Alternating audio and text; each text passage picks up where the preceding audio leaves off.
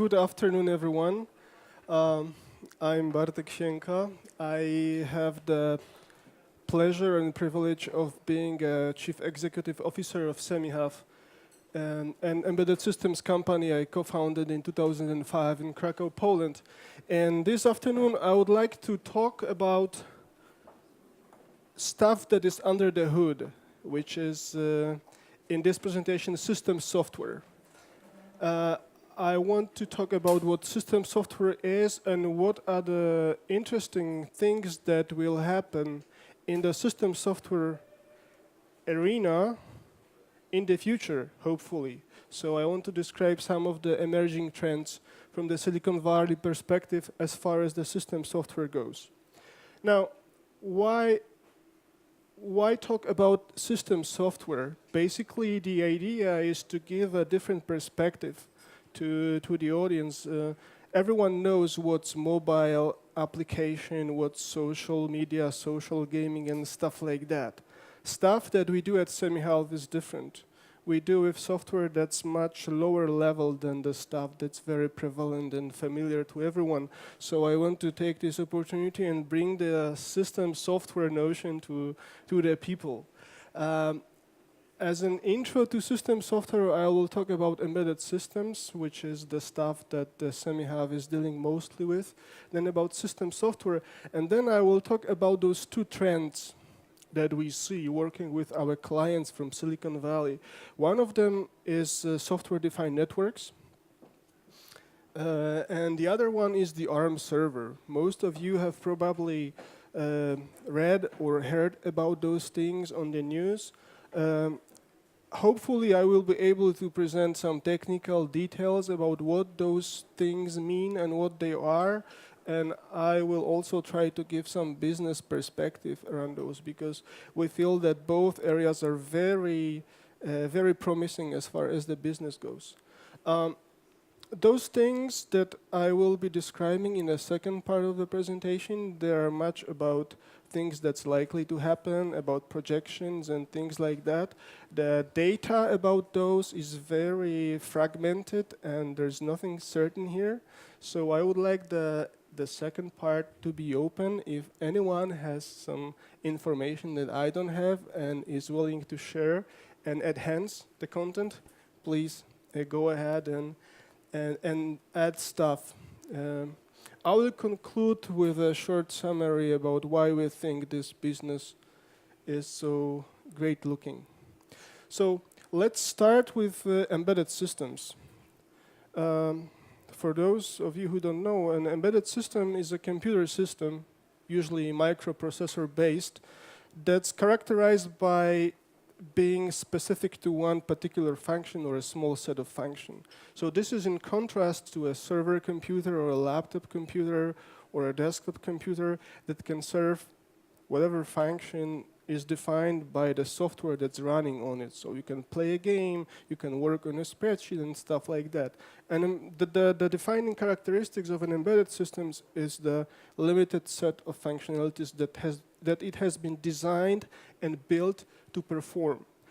This is the major determinant. The other stuff that many embedded systems have is constrained environment. So quite often they are small in size or work with minimum power on batteries and stuff like that.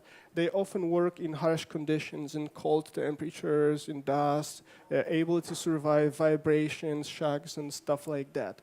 But not all of them have to comply to those characteristics, those size and power limitations. Examples of embedded systems are many around us. Pretty much everywhere we are surrounded by embedded systems. So stuff like cell phone, your home gateway, your Wi-Fi access point, your TV set, especially the modern ones, LCD TVs or smart TVs. They are basically computer systems. You've got a computer inside there that's been built to perform one function, being a TV. Personal video recorders and all those similar things. Moving in the spectrum from the consumer electronics to more industry/enterprise area, we've got networking gear, so like big switches and routers and stuff like that. A traction control system that you've got in your car, that's also an embedded system. A space probe, the entire thing is an embedded system. It's a computer system composed of many computers, but the characteristic is there. It's defined and operates to perform one specific function. It's a good market. The software alone component of the embedded systems market overall is more than $5 billion. It's growing 9% year over year. So it's a good environment to be for a company like us.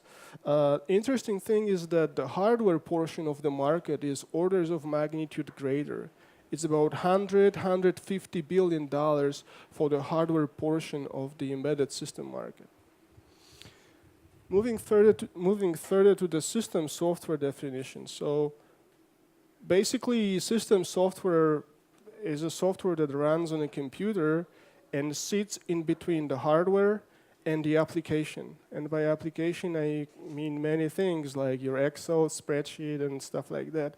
But in case of a smartphone, that's the application that allows you to make phone calls, or application that does your calendar or makes photos and stuff like that.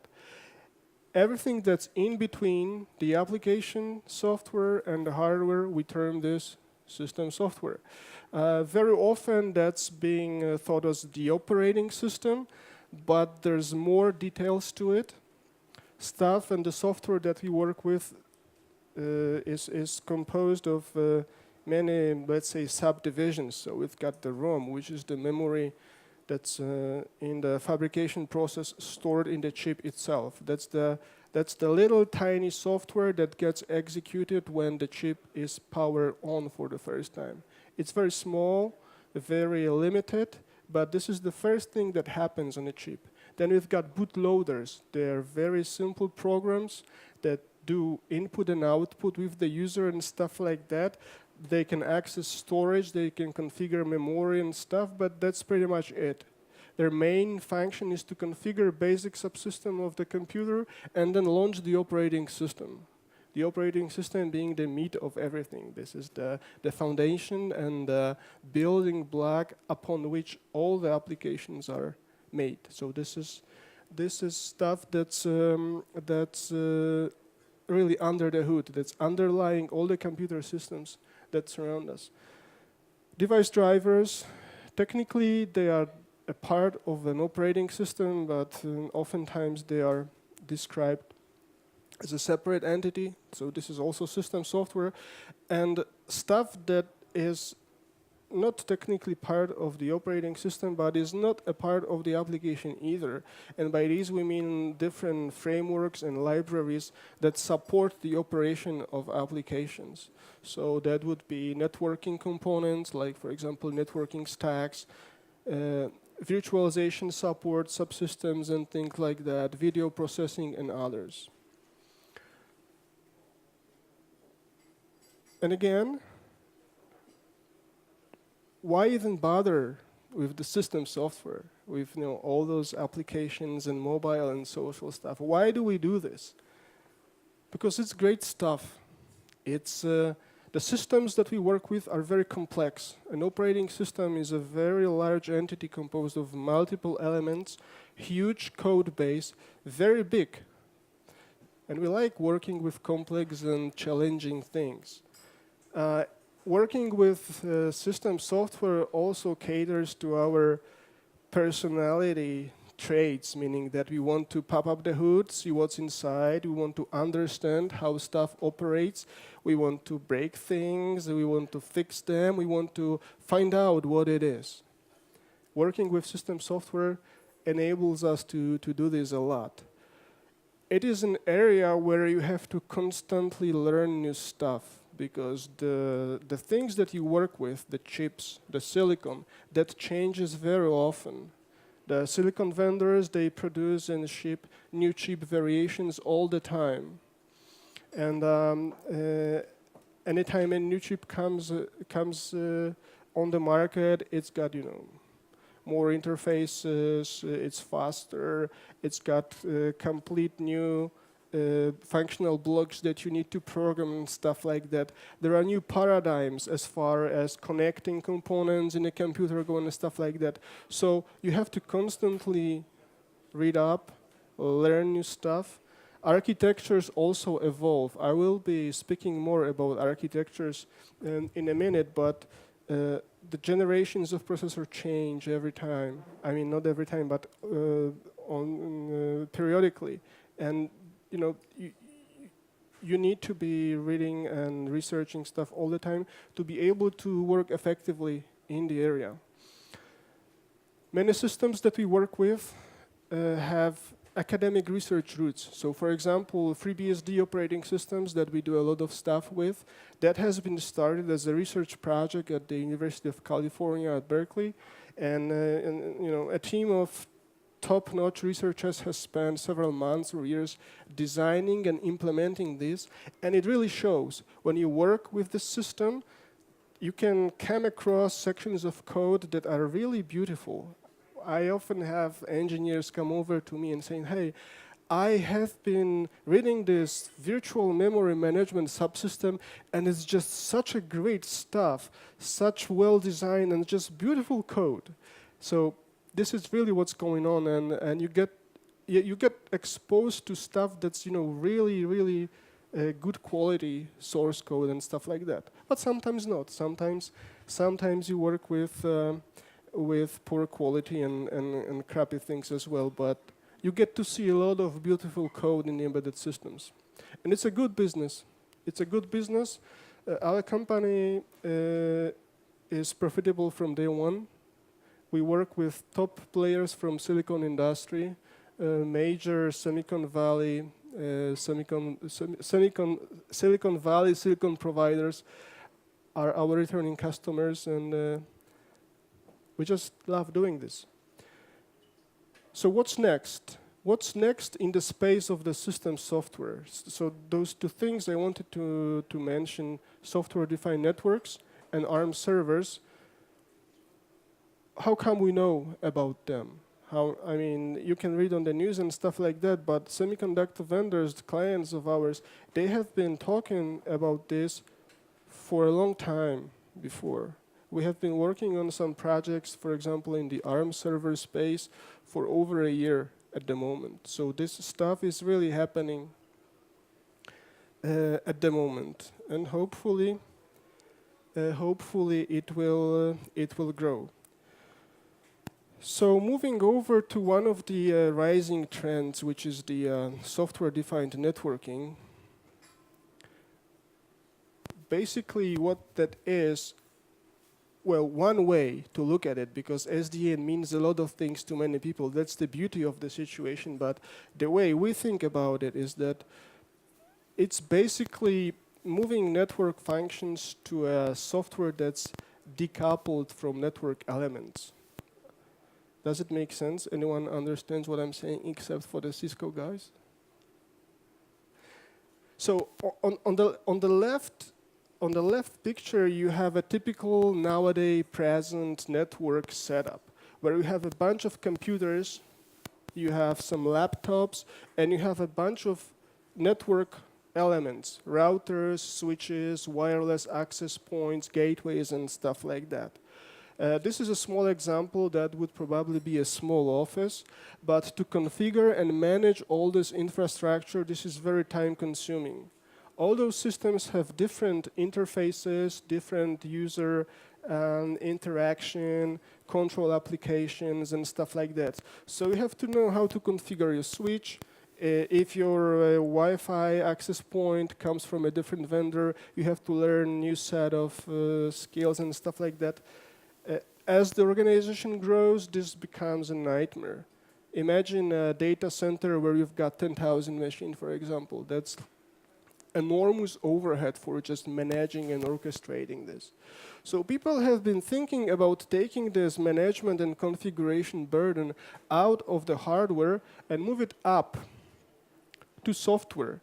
And the idea is to have this software run on a commodity PC. So basically, we don't need a costly network equipment in the SDN scenario. what we can have is relatively cheap, simple switches, and all the network logic and configuration is done in a software that runs on a server, on a commodity server. That's the basic premise of SDN, as it is regarded by most people. Now,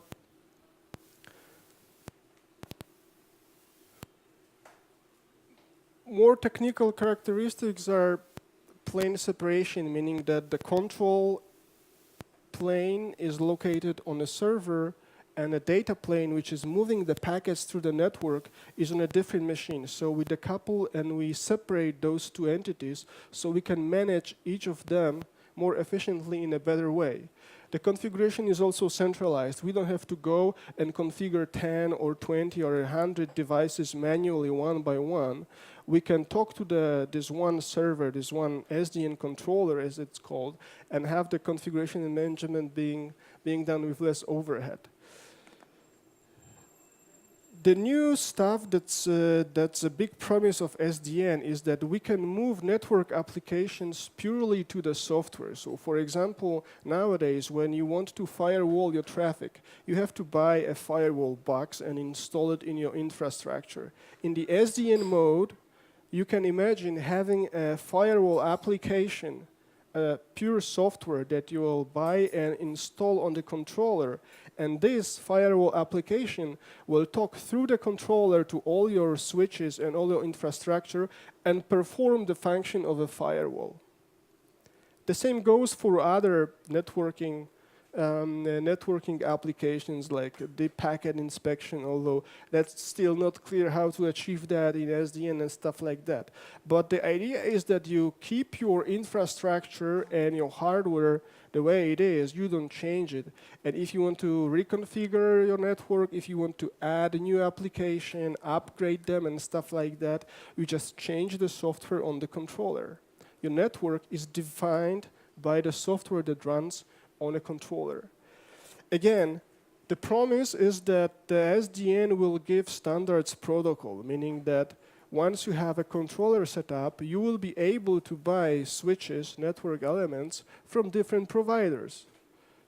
This is something that big networking guys not necessarily like, but this is the promise of SDN, that once you have your vendor C infrastructure in place, and you will move to the SDN, and then you want to buy stuff from company J, then you will be able to do this without much interference with your existing infrastructure. So the hope for standardized protocols will give this to us, preventing login. Now, who's the customer for this? Who will benefit from the SDN approach mostly? So enterprise customers. Those guys who have data centers, tens, thousands of machines. They want SDN for reasons I will explain on the next slides. Also network operators, those guys who run cellular networks or internet. It's a big advantage for them to be able to manage and configure an infrastructure in such a way. Service providers, so all those people that provides various things as a service. As the underlying infrastructure, they're using a lot of machines, a lot of network connectivity, and they want to be able to manage that efficiently. Next thing that is being described as something that would be enabled by SDN is the mobile cloud, which is a cloud infrastructure where the nodes are mobile devices. So imagine your smartphone or your tablet or your laptop being an element of a cloud infrastructure that's purely on demand and mobile. So this is stuff that people are talking about that SDN would enable. What are the benefits? Cost reduction. That's the primary driving factor in the SDN. And both in capital expenditure, meaning that we will be able to purchase cheaper network gear. We don't have to buy couple $10,000 or couple $100,000 big routers. We will be able to buy cheaper stuff and buy software that will put the logic on the controller. So this is for the capex. For operational expenses will be also lower because less management, less overhead means basically less manpower to manage the network of a given size. Apart from cost reduction, there are some benefits to. Now what? What do I do with this? Sorry. Never mind, it's okay. So, for large installations, for network operators, for cloud operators, for data centers, we need to be able to scale the network very efficiently. This is very difficult to do with the present approach. SDN promises that it will be much easier. Also flexibility, cloud bursting on demand and stuff like that. What I mean by that, let's say we've got a cloud operator that provides computing services for a bank, and bank says, hey, I want 10 machines every day, reserve bandwidth for processing my whatever transactions, but on the weekends, I want 1,000 machines because I want to run some analytics over the weekend so that my people on Monday can, work based upon the results and stuff like that. So we need to be able to have 10 machines for 5 days and then 1,000 machines for 2 days, and again, stuff like that. Imagine more dynamic scenarios where you have, let's say, a launch of a service where we expect a lot of traffic and compute resources at the beginning, and we need to manage that. So we want our application as a service provider to, just give this to us and manage this efficiently. All that requires network management on their end. And with the SDN approach, we'll be able to have that with minimal overhead and intervention. Other benefits that the SDN can bring is faster time to market for network operators. So this will enable quicker deployment of new services, and it will also enable new kind of services for network operators. Business-wise, this topic is very super hot. Everyone is doing this. If you read about SDN on press releases and blogs and news portals and stuff like that, this is the stuff that everyone is doing. There's a whole bunch of startups doing software-defined networks. There's enterprise customers working on their own SDN things, and there's big networking guys who are also playing catch-up or trying to keep up the pace with this thing. So everyone is doing this, and the very nice thing about SDN is that it seems to be a game changer, because this new paradigm changes the way this business works in terms of the business model, basically. There no longer be expensive big networking boxes. There will be cheap hardware and the logic on a controller, which threatens the position of the market leaders at the moment. In terms of opportunity, it's a market of quite a good size and pretty good dynamics. So from hundreds of millions of dollars now to a couple billions of dollars in, say, 3 to 4 years, that's a very good dynamics. Apart from the growth alone, the very promising thing about SDN is that the market is still forming. We don't know what's going to happen. We don't know what products, what services it will enable. It's very dynamic, very fresh. But we can roughly describe that there are 3 major players at the moment. So we've got VMware. They've got their custom solution. We've got Cisco that's promoting their custom solution as well. And we've got an open source initiative that's called OpenFlow. OpenFlow is technically a protocol that it's used to communicate between the controller and the switches. So this is this OpenFlow thing that's promoted by other players in the networking industry and some of the enterprises and network operators. Who will survive? That remains to be seen. On the startup scene in the SDN space, that's also quite rich and a lot of stuff going on. This is just a selection of the companies that have been founded and funded to work on SDN. So there's a whole bunch of people doing SDN, and they do different things. They do controllers, they do software, they do both, depending on the company. And there's funding, there's money pouring into this area. So you see the amount of capital raised by the respective companies, which is quite good for a startup. There also have been some exits already in this space. So the biggest one and the famous one was the acquisition of the Nicira SDN startup by VMware, and they paid like $1.26 billion for them. The other very cool example is the company called Contrail. This has been an SDN startup that's been founded by some of the Juniper guys, some of the people who worked in Aruba networks and stuff like that. And they have been working for, I think, less than a year. And Juniper bought them for $176 million last December, without them having a product on the market yet. So that shows that there's a lot of money into this. Being poured into this, there's a lot of potential to do stuff in SDN. Yeah, so that's all about SDN. The second trend that we see is the ARM server.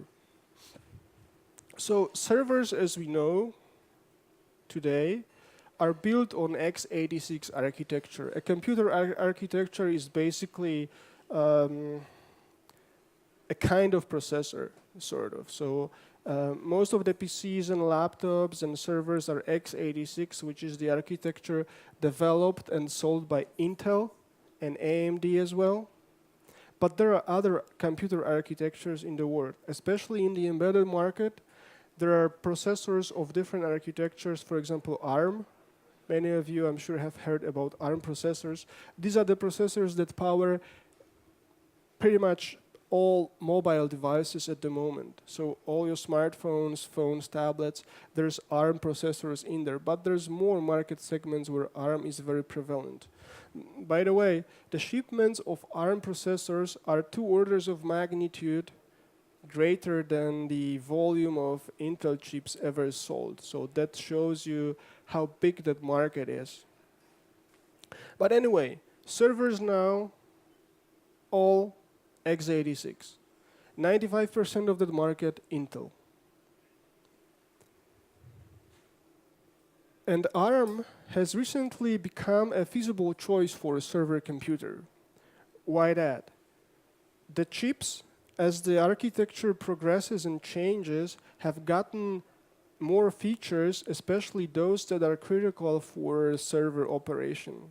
Chip is a very complex thing, and as a normal computer system, it's got the different features. And ARM chips historically have been, let's say, simple and didn't have sophisticated stuff that was required in the server. That has changed. Now on the market, we have chips that are a viable solution for a server.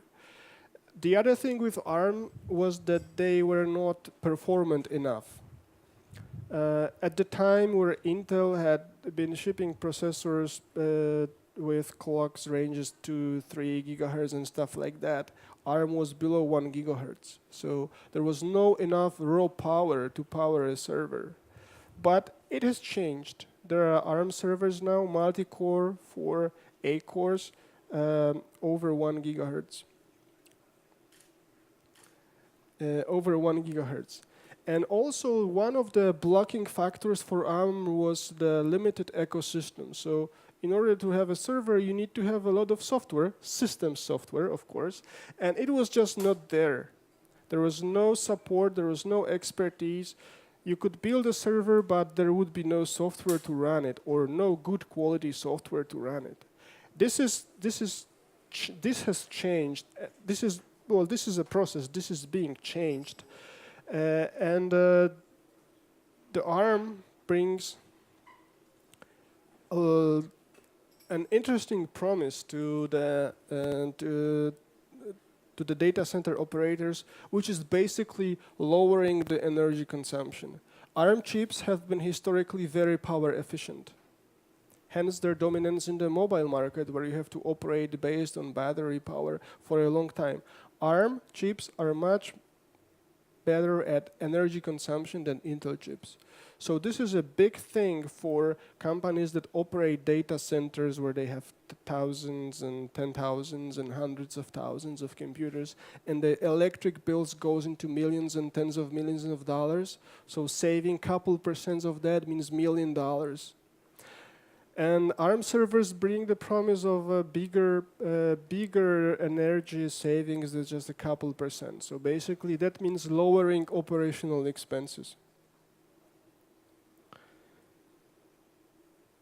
And people rumor that it's not only lower power, but it's just to have a choice versus Intel, because Intel has monopolized this market. Basically, when you want to build a server, you've got no other choice than to talk to Intel. So what people want to do, they want to have an alternative to get better bargaining power with Intel. Both may be true. We don't know. So how big is this market? The total addressable market, which basically is the server market as it is right now, it's $11 billion right now. This is 95% of this goes to Intel. And Intel supposedly has margins of 70% on the server chips. So there's a lot of room to negotiate those things down. And ARM guys are really hoping to get cut a portion of this cake away from Intel. Again, as was the case with SDN, this market is still forming. It's quite far from being there yet. There are some important factors that are still missing in the ARM world. Like, for example, there is no 64-bit ARM chip on the market at the moment. This is something that happened with Intel a couple years back, and this is like the norm for server chips. There are no 64-bit chips shipping. There are some companies that claim to have it, but they are not shipping. There is a lot of work still to be done on the system software level in order to bring ARM on par with x86. In order for you to have a good, well-performant server, there's a whole bunch of management kind of software, power management software, and all kinds of auxiliary systems that need to be there for the server to have high performance, be reliable, and stuff like that. This software is not there yet, but a lot of companies are putting a lot of money into making this happen. For example, the Linaro initiative. It's an organization that's been formed by major semiconductor vendors, software providers, and system integrators, basically to make Linux work well on ARM. And those companies are paying money, they are paying membership fees, and they are devoting their engineers to work on making Linux a good choice for an ARM server. And the other factor that's being rumored about is that existing server manufacturers, they have a long-term contracts for shipment of Intel chips. So basically those contracts need to expire and those shipments needs to happen. And these are supposedly multi-year engagements. So these things will not happen fast. So who are the key players in the ARM server world? So basically silicon vendors, the guys who make chips, and also those who will build the servers, system providers. So AMD, that's very interesting because AMD has been historically an x86 house. They are shipping x86 server processors. They own the 5% of the market that the Intel doesn't have. So basically they are fighting for survival, right? They have the two-pronged strategy right now where they are trying to advance on x86 market share against Intel, but they're also betting on ARM.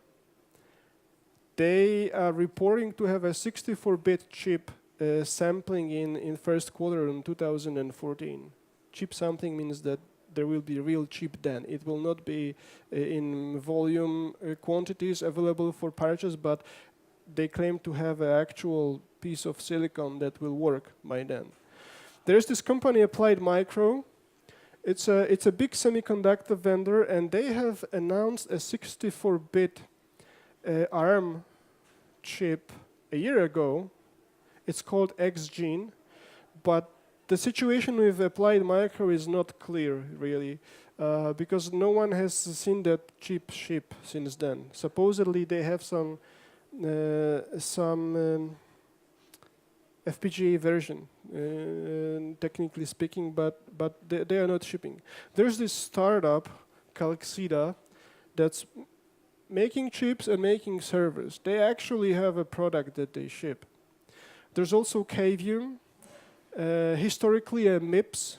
MIPS is another computer architecture apart from ARM and PowerPC. They have been historically doing MIPS, but they are transitioning into ARM. And they are claiming that they will have a 64-bit sampling in 2014. Sorry, there is a mistake there. It's 2014. Now we have Marvell.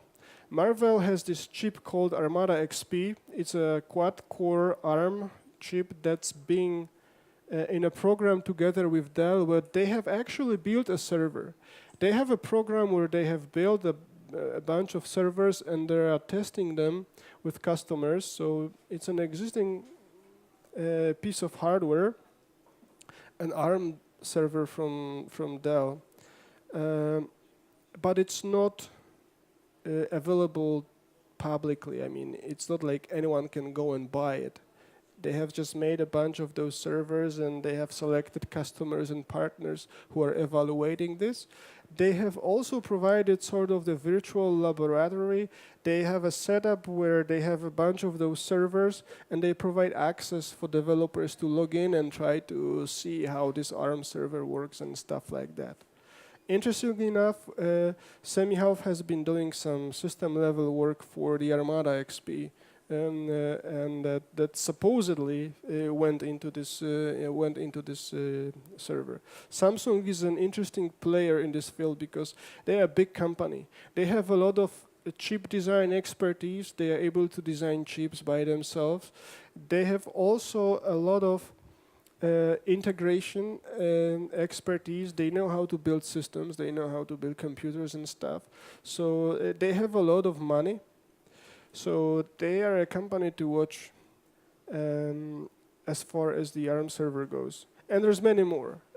Pretty much everybody claims that they do something with the ARM on the server. There's a whole bunch of startups around this technology as well. A lot of players. Only a couple will survive. We'll see who that is. Now, who's interested in an ARM server? Basically, data center operators. So, as mentioned, those guys who have a lot of computers, they want to lower their electric bills. Basically, that's the primary driving factor behind this. And among the operators, we have businesses. So, Google, Facebook, and other guys who have tons of machines. If they switch to ARM, they will save a ton of money immediately. But there's also providers, those who provide cloud-based services, for example, like Amazon, EMC, and others. They would also love to have machines that will consume less power. Apart from data center operators, we have telecoms. And those guys also do have a lot of machines, big data centers, but they are less a stronger force in this movement right now. Okay, so nearing the conclusion, we have 5 minutes left. What are the takeaways from my presentation? System software is cool. It's great. It's really challenging. It's good business. It's stuff that we really like doing. There are some new trends emerging in the system software. SDN, which is a paradigm shift, basically, and this is a very interesting characteristic and very promising characteristics of it, because with an SDN product, the situation that's occurring right now is that you go to a customer, a big data center operator, and you need to educate them. Basically, they don't know that they need your product. But once you explain to them what you have and how they will benefit from it, they love it. From a business perspective, that is a very interesting situation where you have a product for which there is demand, but there is no competition. That you go to a customer, you show them stuff, and they want to buy it. That's a good, very dynamic situation. On the ARM server front, the primary factor is just cost reduction. This is something that's easy to understand. There is not that much fluidity in this movement, but still, there's a lot of potential in this. Overall, the situation in those two fields is very dynamic business-wise. There's still time to play for even small players. There's time to come up and develop standards or some cool technologies and things like that, because a lot of things are undefined at the moment. So with the right idea and a good execution, chances are to come up with something that will be in high demand. Markets are ripe for disruption. Again, existing players in the networking world, they are threatened by the SDN. They don't like it. They do it because they have to, because customers are asking about this. But there's a lot of tension and dynamic stuff. And some of this stuff is being done in Krakow. So as I mentioned, some of the Linux work on the Armada XP, the ARM server stuff, we work on this with Marvell. Right now, we are working also on some of the SDN stuff with a network provider from Silicon Valley. So again, doing system software allows you to do really cool, bleeding edge stuff. And that's pretty much all I had to say. Thanks for your attention, and if there are any questions, please fire.